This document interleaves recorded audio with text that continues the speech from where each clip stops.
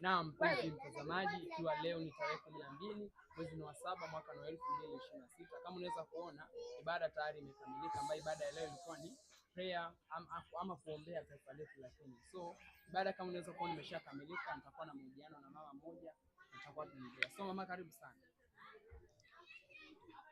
So mama, Bwana Yesu asifiwe. Amen sana. Unaweza kutuambia majina yako kamili tu ukiangalia kamera?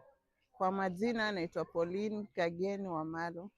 So mama, unaweza kutuambia ibada ya leo imekuwa vipi? Wewe tu ibada ya leo umeiona vipi na utofauti gani kwa mfano? Ibada ya leo ilikuwa ya maombi ya kuombea Kenya.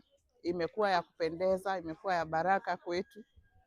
Tumebarikiwa na neno, tumehubiriwa na mtumishi kutoka Nakuru, Pastor Kamau. Imekuwa ya baraka na mtumishi wetu Apostle Shedrack Wawire. Ametubariki na ametuombea neema na kibali tuzidi kupanuka kihuduma na kimapato. Na pengine kwa ule mtu ambaye hajaweza kufika katika ibada leo ama hajaweza kufika kanisani, unaweza kumwambia nini kwa mfano kumtazama kumwangalia?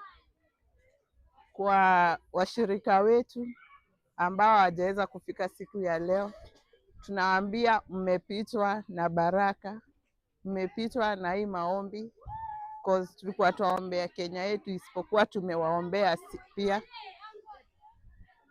Tazidi kuungana nasi na msipitwe na ingine. Na kwa mfano ule mtumishi wa Mungu baba yetu na mama ambao ameandaa ibada hii, unaweza kuambia nini kwa tazama?